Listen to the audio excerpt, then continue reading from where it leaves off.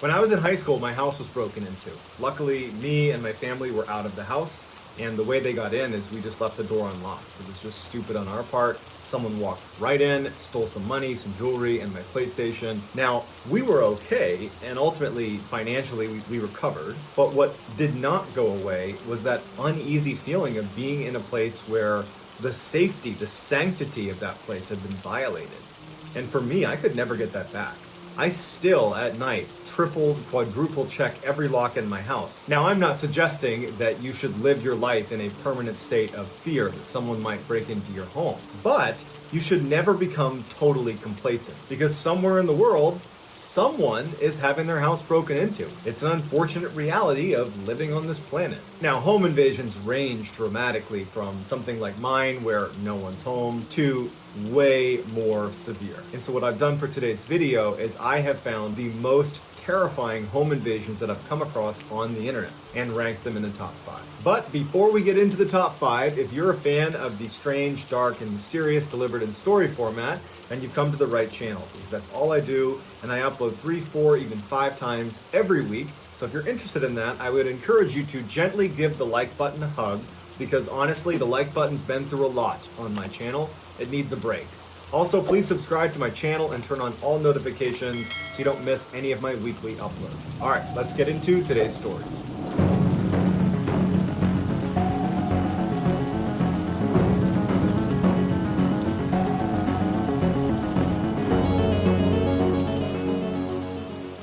In 2014, a 16-year-old girl living in the UK was home one night with her mom. And she was in her bedroom and she was flipping through her phone when she gets a text message. The message was coming from a boy she had recently met via Snapchat. He told her to go to her window and look outside because he was right near her apartment. Now, this girl did not know this boy particularly well, so it was very creepy to be told, "I'm on your property." But either way, she went to the window to look. There's no one out there. And it's late, so she can't really tell if maybe he's hiding or something. But she feels really creeped out by this, and she ends up leaving her bedroom and going into her mother's room and tells her mom, "Hey, I'm gonna sleep in here with you tonight." She doesn't tell her mom about the text message. Maybe she was embarrassed. We don't know. So the girl is laying in bed, her mom's asleep, and as she's about to put her phone down and actually go to sleep, she gets another text from this boy. "I'm in your house." She immediately wakes her mom up. She shows her mom. Her mom's like, "Oh no." She jumps out of bed, every light goes on, runs downstairs to confront this person who's apparently in their apartment, but he's not there. The mother ultimately decides, after not finding anything, that, he's not here. We didn't hear anybody come in the house. The doors are locked, everything's locked. So they did another sweep through the apartment and checked every entrance, locked everything. Let's just go to bed. So they go back into the mother's bedroom, shut and lock the door, and the two of them go to sleep. The next morning, the mother is still sleeping. The girl wakes up a little bit early, and she decides to go into her bedroom. As soon as she walked in, she would later tell reporters that immediately she felt like she was being watched. And so she starts doing a cursory check of her small bedroom. She, pulls the door aside, looks behind the door. She opens her closet, pulls her clothes aside, looking around, there's no one in there. And she's thinking to herself, that boy got to my head and I'm psyching myself out. She looks down at her bed, and she used to keep all of her shoes lined up next to her bed. And she was really OCD about how she organized her shoes. And she noticed that one set of shoes was out of place. It was a subtle thing that really only she would be able to recognize. And so she gets down on her knees to rearrange the shoes, and that's when she sees something out of the corner of her eye. Her bed was slightly elevated, and so she had a little bit of a line of sight under the bed as soon as she was kneeling. And under the bed is a face. And it's the face of the boy who had said, "I'm outside your house," and he's the same one who said, "I'm in your house." And he's smiling up at her, and he's touching his phone, looking at her. She runs out of the room. She runs to her mom's room and says, "He's in there, he's in there." The mother comes barreling in, protective mama coming in. The boy's out from under the bed. The boy, in a panic, runs to the window, pulls it open, and jumps out of the window. The boy would turn out to be Kyle Ravenscroft, and he had very quickly become obsessed with this girl.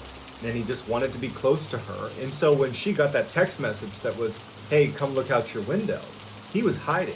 And when she went into her mom's room, you could actually see her go into the mom's room, and he climbed up the side of the apartment into the window that was open, shut it, and climbed under the bed, so that when the mother and the daughter were searching the house, he was already in the house. So they locked him into the house. He was ultimately given a very small sentence. I think it was a couple weeks in jail. a fine and some community service. But no matter what the sentence was, I'm sure that girl will have to deal with the trauma of that event for the rest of her life. In 2014, a couple came back to their house in Seattle, Washington, and found it absolutely destroyed, but in totally baffling ways. All of their shoes that had the soles inside of the shoe ripped out. Someone had taken a big can of paint, taken the lid off, and flipped it upside down on the top of the toilet. Their mail had been ripped to pieces, and it was laying all over the ground. Their clothes had been ripped out of all the drawers. There was this piece of wood that they didn't know where it came from that had a single screw screwed into it, that had been wedged between a door and the door frame, but it wasn't blocking it from opening. It was just like someone wedged it in the middle of the door for some reason. There was hand lotion all over the door handles of some of the doors in their house. There was also a purse sitting on their bed that had the ID card of a 27-year-old woman who they didn't recognize. The couple does a quick look around, but is worried someone might still be there, so they leave and they call the police. The police show up, and they're just as confused as the couple because nothing was stolen. There was no sign of forced entry. It was just like someone came in there and wrecked the house and then left. It was very confusing. And so ultimately the police just went back to their precinct to write up the report and told the couple, hey, lock your doors and, be on the lookout for someone trying to rob you again. After the police left, the couple began cleaning up the mess inside of their house. And after a couple hours of doing that, they decided, we'll finish this up tomorrow. They're laying in bed and they start hearing this sound that sounds like an animal dying coming from underneath their bed. Now, they didn't think this could be a person because there was almost no space underneath their bed. It was, barely any clearance under their beds. They're thinking an animal must have gotten in here.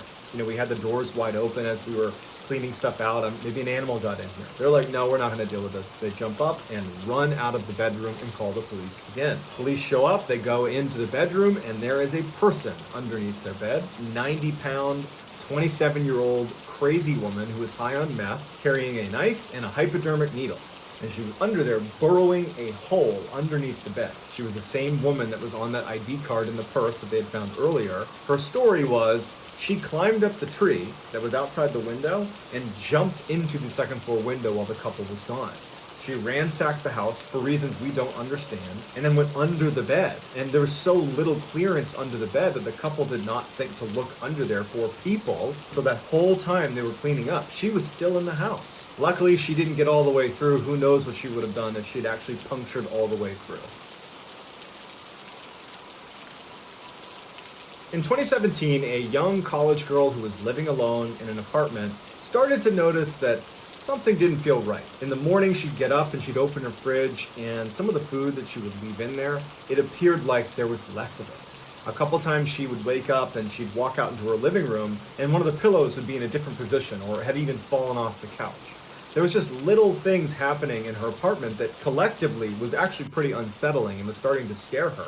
And she started having these nightmares at night that someone was breaking into her apartment. One night, she wakes up from one of those nightmares and she's drenched in sweat. She decides she's going to take a shower before she goes back to sleep. She goes to her bathroom and she brings her phone. She would play music while she was taking a shower. She would put her phone right up against the window that was next to the shower curtain, so at any time she could reach over, change the song, and then keep showering. She had a very old door on the bathroom where there was actually a key on the inside of the door that if you wanted to, you could actually lock the door and then take the key out, and the only way to open it again, even from the inside, is with that key. So she's taking her shower, she's listening to music, and at some point she wants to change the song. And so she pulls the shower curtain back just enough to reach her hand out to touch next on her phone when she stops. The phone was reflecting something in the middle of her bathroom, and it was a dark figure standing in her bathroom, shoulders squared up to the actual shower. So someone is standing in the middle of her bathroom facing her right now. I don't know how she did this, but she stayed composed. She retracted her hand, turned the water all the way to scalding hot. She took the shower head out, and once the water was so hot there was steam all over the bathroom, in one fell swoop she ripped open the curtain and sprayed the water directly on the face of the person standing right there next to her. She runs past this person who's now clutching their face and screaming in pain. She grabs the key on her door on the inside, locks it, takes the key out, runs out of her bathroom, slams it behind her, locking the intruder in the bathroom. The girl runs into her kitchen to get her butcher knife. She had one nice knife, but when she went into the kitchen, her one butcher knife, she couldn't find it. She ditches the idea of getting a knife and instead grabs a towel and runs out of her apartment. She makes it outside. She calls the police. The police show up. The girl gives them the key to the bathroom. They go into her apartment and they unlock the bathroom and they pull this person out. It was this crazy lady who used to live at this apartment, and she had apparently made copies of the keys and had been sneaking in whenever this girl wasn't there, or at night she would sneak into her apartment and she would sleep there on the couch and then leave before the girl woke up. So as the police bring this woman away, one of the officers breaks off and goes over to the girl who owns the apartment, and he holds up an evidence bag, and it's the girl's butcher's knife. The woman had taken it from the kitchen and was standing in the bathroom waiting for her to get out of the shower. And the officer just says, looks like she wanted her apartment back. In 1981, a 9-year-old boy discovered that if he was really quiet, he could sneak out of his bedroom at night, go down into the kitchen, and eat as much junk food as he wanted. One night in the summer that year, his family went out for this huge dinner at this amazing restaurant, and when they came back, they had all these leftovers. And the boy really wanted to eat the remainder of the sweet and sour pork. He was really excited about it. So everyone goes to bed. He's really deliberate. He starts sneaking down the stairs, being ultra careful. He gets to the end of the stairs, hasn't made a sound. And that's when he freezes because he hears what sounds like a fork making a little clinking sound against the counter. And he thinks, my parents have got to be in there. And if they see me, I'm going to be totally busted. So I don't want them to see me. And so he begins to turn his head around the corner because he was obscured by the wall. And he pokes his head just far enough in to where he can see into the kitchen. And standing in the middle of the kitchen is this skinny man that he's never seen before, drinking milk directly from the carton with the fridge wide open. The kid holds back a scream, sneaks back up the stairs. When he finally gets upstairs, he runs into his parents' room and he tells them what's going on. The father runs downstairs, ready to confront whoever's there. There's no one there. There's not even a sign that anyone was there. So they look everywhere and they can't find anything. And so the parents don't believe him. And everybody goes back to bed, and that's that. The boy was very confident at what he saw. Although he did feel like, I guess I could have imagined it, but he started paying really close attention to everything in his house. In the mornings, he would go downstairs before everybody else, and he would see if there was any sign of someone having been in the kitchen. He noticed at one point that the napkin holder had been moved to the wrong side of the counter. He also noticed one time there was a mug that was in the sink that no one had used the night before. And so he's thinking that someone is sneaking into our house. I don't know how, I don't know where, but I'm confident that it's still happening. But his parents didn't believe it. 3 months after the boy has seen this person in his kitchen, he's in his bedroom, he's just laying there, and he's looking up at the vent on his ceiling, an air conditioning vent. And as he's looking at it, he sees a pair of eyes go over the vent, looking down at him. And they blink, and he can tell it's eyes looking at him. It takes him a second to process it, but he freaks. Runs out of his room, runs to his parents' room, and he can barely talk. He's like, there's someone in the vent. The parents run into his room, they check crawl spaces, the attic, they're shining a light into the vent. They can't find anything. And so once again, it turns into, you're making this up, you have an overactive imagination, there's nothing going on in this house. But a week goes by, and their house started to smell really bad. And the majority of the stink was coming from that vent in the boy's room. And even worse, there were maggots falling out of that vent. So they got the air conditioning people over to have a look, and they were totally confident that what they were going to find is a dead animal up inside the vent. But that's not what they find. They find a dead man who had been living in their ceiling. There was literally a cot that had been set up inside of their ceiling. There were drawings of this boy taken from the perspective of looking down at him through the vent. Someone had been living in their ceiling over the boy's bed for months and then died up there. The man was never identified and was buried at John Doe. And I'm sure the parents felt really bad about not believing their son. In 2013, a young woman was living alone in an apartment, and she was on the phone with her boyfriend. As she's chatting with her boyfriend, she decides to go get her mail. She walks into the main hall to this area where all the mail slots are on the wall. She's chatting, she opens up her slot, she gets her mail, shuts her slot, and then she walks back down the hall to her apartment, opens the door, goes back in, and she goes to her bedroom. And she's sitting on her bed, feet on the floor, and she's got her phone, and she kind of tucks it against her shoulder, and she's rifling through her mail. And as she's flipping through her mail, the phone drops. And the way that it lands is it kind of bounces backwards underneath the bed. She puts her mail in the bed and she gets down on her chest to extend her arm out to get her phone that's now well under the bed.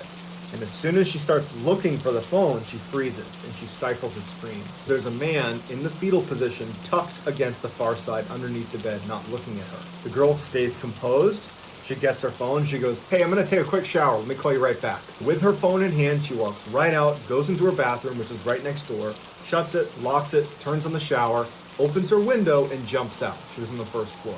Goes right across the street and hides behind a car, and she calls the police. The police show up, they go inside, and they bring out this crazy, deranged-looking man. As they're taking him away in handcuffs, one of the officers comes over to her, and he says to her, "You're very lucky you did what you did, because we found him in your apartment standing outside of the bathroom holding a knife. He was waiting for you." The girl believes that when she went to get her mail, she was distracted because she was talking to her boyfriend and she must not have shut her apartment door, at which point this guy must have snuck in and gotten under her bed. The man was committed to a mental institution and the girl's boyfriend moved in with her the next day. So I hope you enjoyed today's stories. If you haven't already, please gently give the like button a hug because it needs a break. It's been through a lot on my channel. Also, please subscribe to my channel and turn on all post notifications so you don't miss any of my weekly uploads. If you have a story suggestion or multiple story suggestions, I created a subreddit on Reddit called Mr. Ballin.